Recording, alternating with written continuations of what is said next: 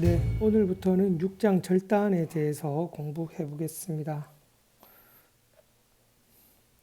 먼저 절단의 정의에 대해서 말씀드리겠습니다. 절단이라는 용어는 여러분들 많이 들어보셨을 겁니다. 절단은 영어로 amputation이라고 이야기하고요.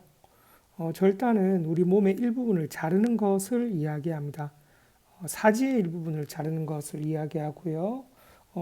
외상, 종양, 혈관 질환 등의 원인으로 인체 일부분을 자르는 것, 뼈 부위에서 자르는 것을 절단, 앰퓨테이션이라고 하고요. 관절 부위에서 자르는 것을 관절 이단이라고 이야기합니다. 디스아티큘레이션이라고 하는데 관절을 디스가 분리하다라는 뜻이거든요. 떨어뜨리다 뭐 이런 뜻인데 관절을 자른다 이단입니다. 폐쇄성 절단과 개방성 절단으로 나누어서 볼 수가 있습니다. 폐쇄성이라는 것은 절단하고 끝부분을 이렇게 잘린 것을 봉합하는 것을 이야기합니다. 절단면을 스탬프라고 부릅니다.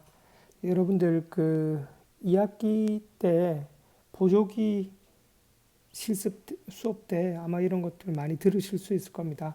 잘린 것을 스탬프라고 이렇게 부르는데 이것을 봉합해 놓은 것을 폐쇄성 절단이라고 하고요. 개방성 절단도 있습니다. 그것은 잘린 끝을 꿰매 놓지 않고 이렇게 열어 놓는 것인데 감염 때문에 그렇습니다.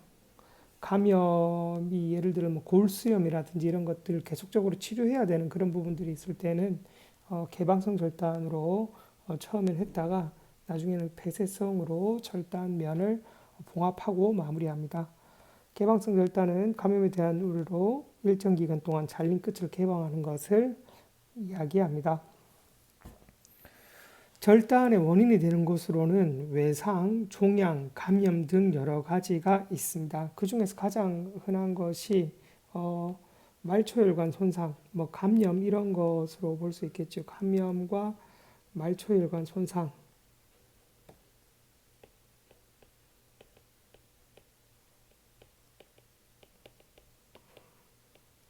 볼 수가 있습니다. 폐혈증, 양성종양 등과 같은 림프성 악성종양, 괄범위한 혈관성 종양 등 여러 가지 원인이 있습니다. 보면 우리 절단되어 있던 사지의 면에 따라서 손상면에 따라서 발끝을 자르느냐, 관절면, 발목을 자르면은 관절 이단이고요. 이렇게 하면 절단이고 그 관절면의 이단이고 이렇습니다. 이것은 괴사된 조직에 절단을 하는 경우인데 괴사된 조직을 가만히 두면 이 조직의 괴사가 계속 위로 올라올 수 있기 때문에 어디까지 절단했을 때 보다 감염 부위가 증가하지 않고 최대한 기능을 유지하면서 절단부를 짧게 할 수 있을까에 대해서 절단을 합니다. 그래서 관절 이단이나 이런 것들은 그 위치를 그 조직들 근육 붙어 있는 이런 것들을 최대한 살리거나 이러한 목적으로 선택하기도 합니다. 발생 빈도 및 원인 특징에 대해서 이야기하겠습니다. 절단은 남성이 여성보다 2배 이상 많습니다. 남성이 뭐 뒤에 원인은 더 이야기를 하겠습니다. 그리고 다리가 팔보다 24배나 많습니다. 압도적으로 많은 거지요. 근데 절단의 주 원인은 말초혈관 질환입니다. 뭐 동맥 질환, 혈액순환 안 돼가지고 이런 것인데 발생률이 75%를 차지합니다. 특히 말초혈관 질환 중에 가장 대표적인 것이 당뇨발이라고 부를 수 있습니다. 당뇨병 증상이 상당히 많은데 당뇨병 증상이 있으면 당뇨발이라고 별도의 이게 질병명으로 이렇게 이야기할 정도로 당뇨 환자들은 자신의 발이 감각 인식도 떨어져 있고 감염도 상당히 잘 되고 회복도 안 되기 때문에 매일 이 사람들이 발을 관리하지만 잠깐 신경을 놓치게 되면 잠깐 골마 있던 것들이 하루아침 이틀 만에 상당히 굶어지게 되고, 그럼 자기가 이렇게 병원 가서 조금 관리를 해도 바로 큰 병원으로 가지 않으면 나중에는 걷잡을 수 없이 커지는 그런 경우가 많습니다. 그래서 다리를 당뇨 걸린 환자들은 발을 특별히 조심해라. 당뇨발로 절단 많이 하게 되거든요.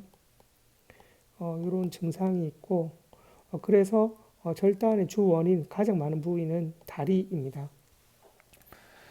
말초혈관 질환의 전형적 환자는 60대 중반 남성, 당뇨, 고혈압, 흡연 등의 병력을 가지고 있다. 말초혈관 질환이 절단의 가장 큰 원인이 되고, 그리고 거기서 말초혈관 질환을 앓는 사람들은 대부분 60대 중반 이상의 남성, 흡연 이런 것들에 대해서 남성들이 상당히 상관관계가 높기 때문에 남성이 절단 비율이 더 높다, 이렇게 생각하시면 됩니다. 그리고 팔 절단되는 경우도 남성들이 이렇게 보통 보면 이런 좀 중소기업 같은 경우에 이런 위험한 일들, 절단 일이나 프레스 같은 작업을 많이 하는데 남성이 많이 근무해서 절단 위험이 높다, 이렇게 볼 수도 있습니다. 또한 이런 외상이나 그 말초혈관 질환이 아니더라도 선천적 사지결손, 기형 등으로 인해서 이 조직이 남아 있는 것이 기능을 하는데 오히려 방해가 된다라고 하면 기능 개선을 위해서 절단하고 의지를 채우는 것이 절단을 선택하게 하는 기준이 되기도 합니다. 팔과 다리 절단의 원인을 보면 팔은 외상으로 인해서 손상되는 것이 75%고요. 그 다음은 선천성 변형, 말초혈관 질환, 종양 등이 원인이 되고, 다리는 말초혈관 질환이 가장 빈도가 높습니다. 그 다음 외상, 감염, 종양, 선천성 변형 등이 원인이 됩니다. 그리고 말초혈관 질환에 대한 설명인데, 한쪽 절단 후에 30%에서 있는 이내에 양쪽 절단을 경험한다. 이미 혈관 질환으로 말초혈관 질환이라는 것은 우리 말초혈관이라는 것이 끝부분에 있잖아요. 신체의 말단에 있는데 이러한 것들이 한쪽이 손상이 될 정도면 반대쪽도 그렇게 상태가 좋지 않아서 이렇게 되는 겁니다. 이 외상에 대한 것과 일하다가 한쪽 다쳐서 반대쪽 절단된다는 것과는 거리가 있습니다. 또 절단된 신경은 조금 더 짧게 자릅니다. 요 팔 부위가 어떤 외상이나 어떤 문제로 절단하게 되었다면 요 있는 상태에서 미디안 너브를 절단하게 되었다거나 이러면 요 안쪽에서 더 잘라서 절단해서 근육 안에 숨겨 놓습니다. 그 이유는 요 끝에 있으면서 움직이거나 그렇게 되면 신경이 늘어나면서 손상을 입기 때문에 신경을 손상하는 가장 큰 원인 중에 하나가 장력입니다. 늘어남에 의한 것이거든요. 그래서 신경은 조금 더 짧게 잘라서 근육 안으로 넣어 놓습니다. 특히 하지에 있어서 이런 것들이 조금 길게 잘리거나 이러면 신경통을 유발할 수 있는데, 절단 스탬프 쪽에 있는데 적당히 길이를 짧게 해서 안 속에 넣어줍니다. 또 너무 짧게 되면 기능할 수 없는 부분들이 줄어들기 때문에 이러한 것들은 충분한 노하우가 있는 의사들에 의해서 시술을 하겠죠. 절단 후 5년 이내 사망률이 50%에 이를 정도로 절단이 위험 인자이기도 합니다. 물론 이런 것들은 대부분 다 말초혈관 질환에 대한 이야기입니다. 그냥 일반적으로 손절단되거나 외상으로 인한 절단은 이러한 것에 포함되지 않습니다. 하지만 대부분 다 말초혈관 질환으로 손상을 알기 때문에 절단 환자들을 이렇게 팔로업 했을 때, 추가 조사했을 때 이러한 결과를 볼 수가 있습니다. 네, 절단 시술 전 평가 사항에 대해 살펴보겠습니다. 환자 및 가족의 동의가 반드시 필요하겠고요.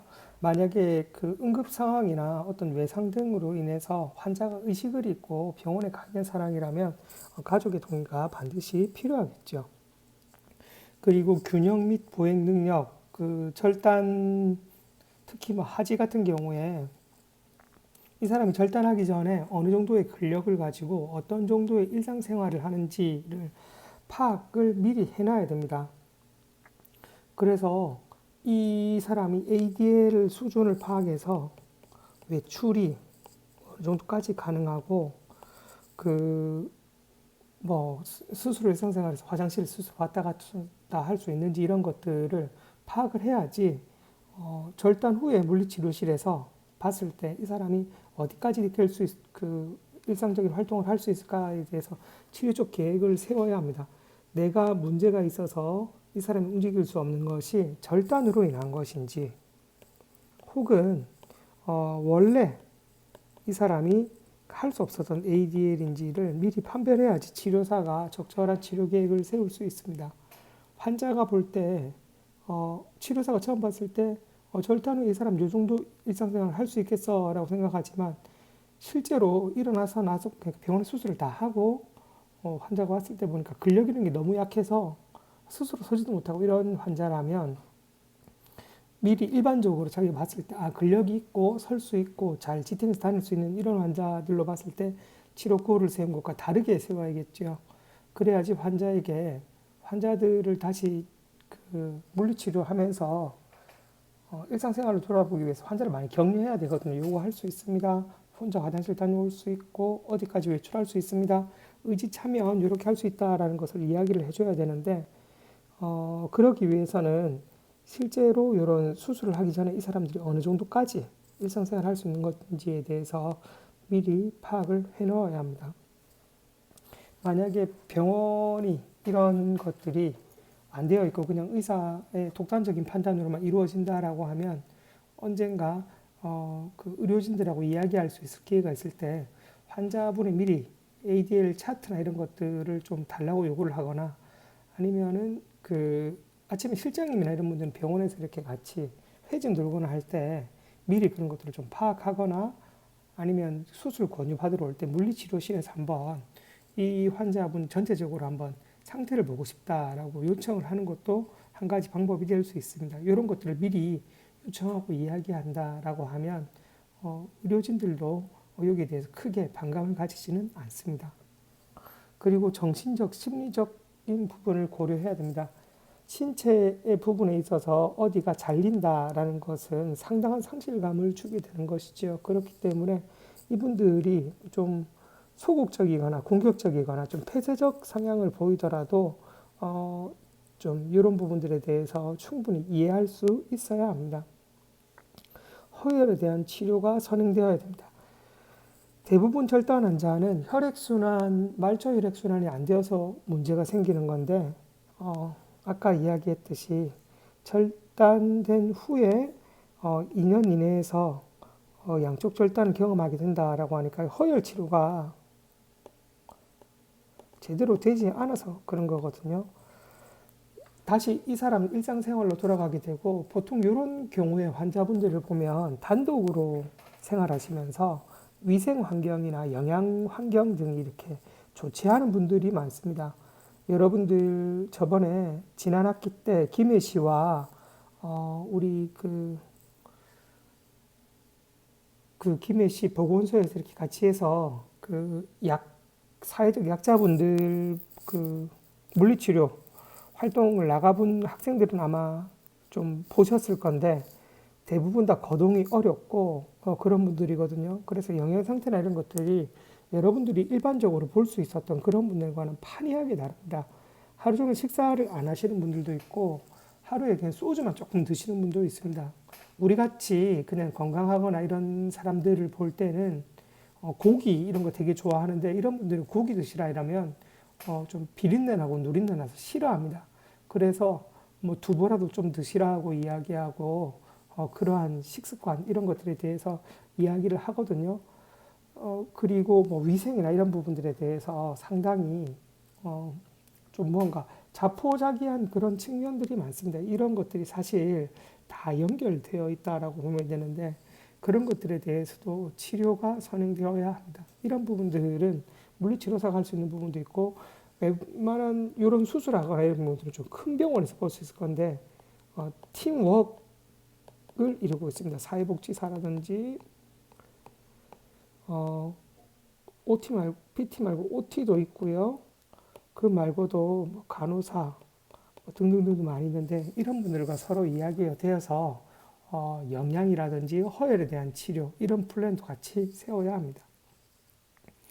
의수족 사용법 교육 및 수술 후 스탬프 관리. 스탬프는 이렇게 둥그렇고 좀 촉촉하고 이렇게 마무리되어야지 뒤에 통증도 없고, 그리고 하지 같은 경우에는 체중을 받아도 잘 지지할 수 있도록 감각을 탈감각화 시켜줘야 됩니다. 그렇기 때문에 이런 부분들도 관리를 좀 해줘야 합니다. 절단하고 나면 영구적 장애가 남으므로 절단에 앞서서 모든 상황을 고려한 뒤에 신중히 결정해야 합니다. 두 번째, 절단의 종류에 대해서 살펴보겠습니다.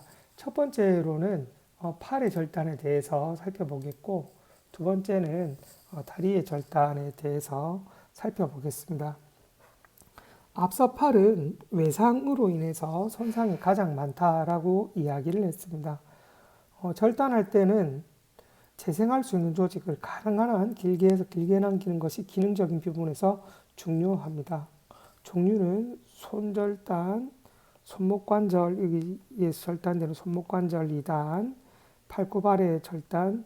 이 팔굽발레를 필로우, 엘보우, 앰퓨테이션이라고 해서 요거를 이렇게 BA로 표현하고요. 요거를 엘보 위에 절단이라고 해서 이렇게 부르기도 합니다.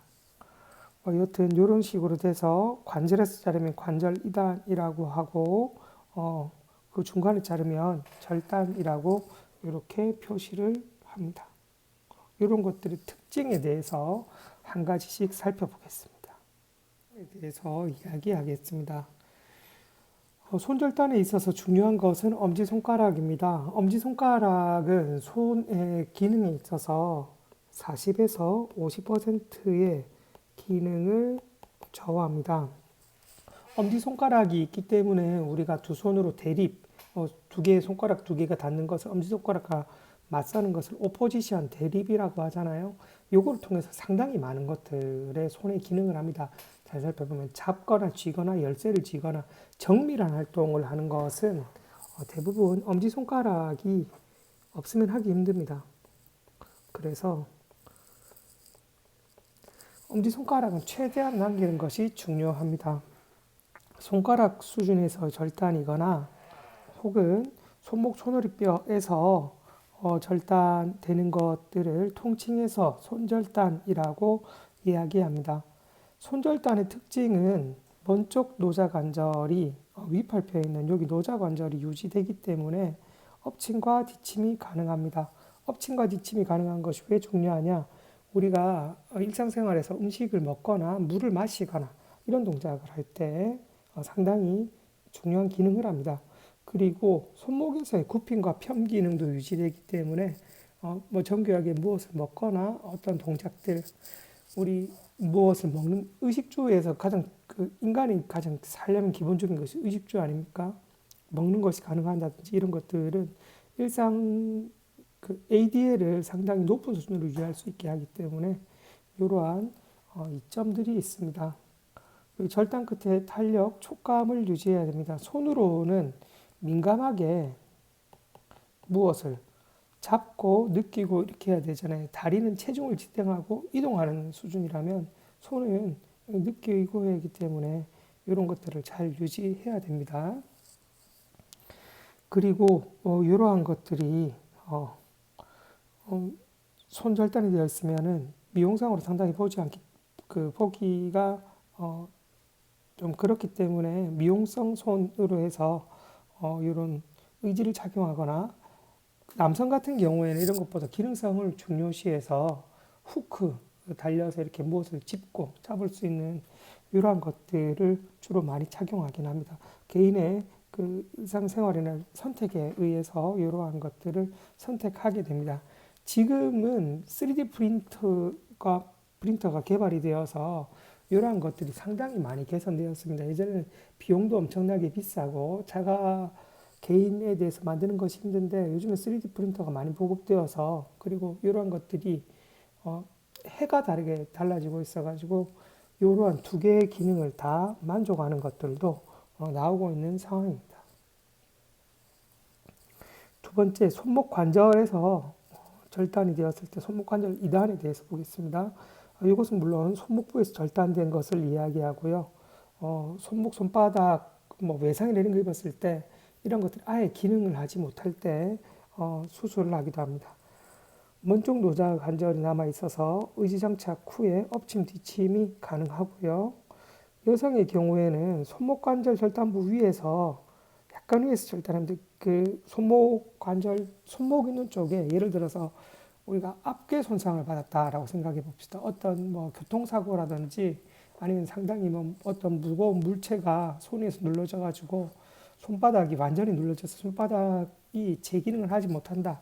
그런데 손목관절만 절단해도 이 사람이 기능적으로 쓸 수 있다라고 하면 손목관절 절단하는 것이 기능적으로는 더 낫겠지만 그것보다 그렇게 되면 손목관절 절단부가 스탬프는 항상 그 피부로 그 끝을 둘러싸고 하기 때문에 상당히 움푹하고 커집니다. 그렇기 때문에 그것보다 조금 위에서 절단을 해가지고 우리 손목 관절 쪽이 크잖아요. 그죠? 뼈가 양쪽에 프로세스들이 이렇게 있기 때문에 이게 굉장히 큰데 요거 위에서 이렇게 자르게 되면 그 부위가 그렇게 움푹하게 튀어나오지 않기 때문에 의지를 착용하고 옷을 딱 이렇게 단추를 채워 놓으면 잘 이렇게 눈에 띄지 않습니다. 그래서 여성의 경우에는 손목 관절 위에서 절단해서 비우부 주위를 크기를 줄이는 경우도 있습니다.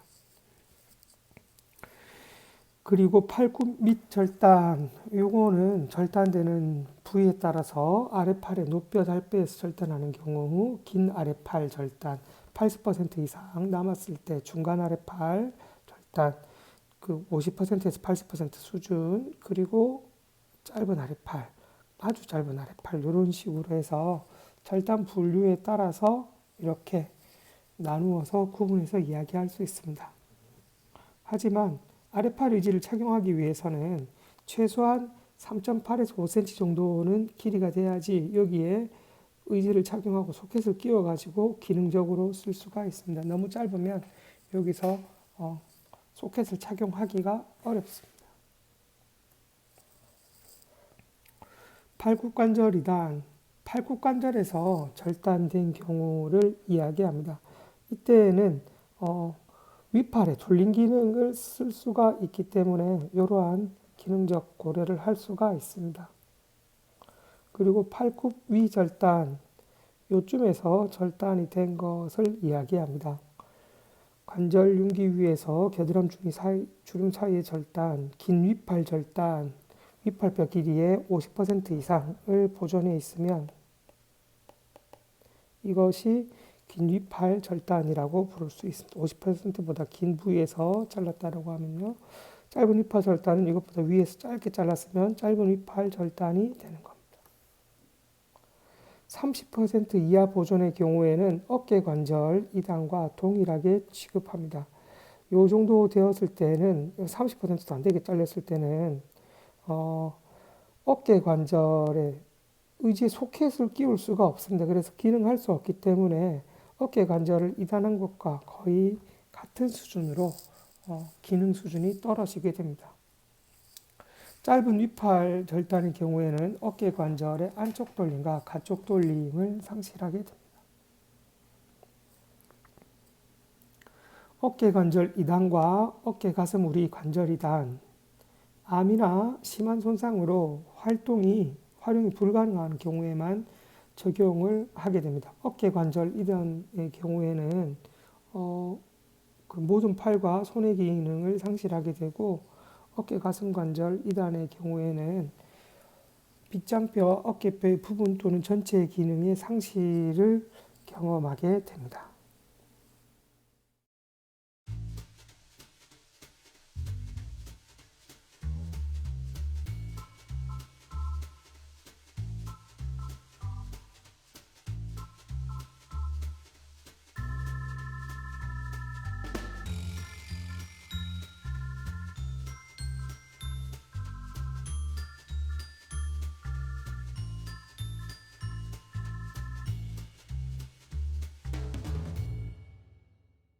풀어보셨습니까? 그 문제 두 문제만 간단하게 한번 풀어보겠습니다. 다음 중 8절단의 원인 중 가장 높은 것은 1번 혈관성 질환, 2번 화상, 3번 외상, 4번 선천성 손상, 5번 구축으로 되어 있는데 뭐가 정답일 것 같습니까? 들어보니까 아까 절단에서 가장 많은 것은 혈관성 질환이라고 했지만 지금 질문은 팔의 절단 원인을 물어봤죠. 그래서 혈관성 질환은 절단의 가장 많은 원인이긴 하지만 특히 발에서 가장 많은 원인이 말초혈관성 질환인데 요거는 팔에 대해서 물었으니까 1번은 답이 될 수 없고요. 2번 화상, 화상도 원인이 될 수 있겠지만 가장 높은 원인은 아닙니다. 3번 외상. 요거는 팔에 절단 원인 중 가장 많은 것을 차지한다라고 했죠. 특히 우리 뭐 프레스라든지 이런 기계들 등으로 인한 외상이고요. 네 번째 선천적 손상이나 다섯 번째 구축은 정답이 아닙니다. 원인은 뭐 될 수 있을지 모르겠습니다만 구축은 또 뭐 절단의 원인으로 이렇게 들어가기에도 가능성이 별로 없는 것이요.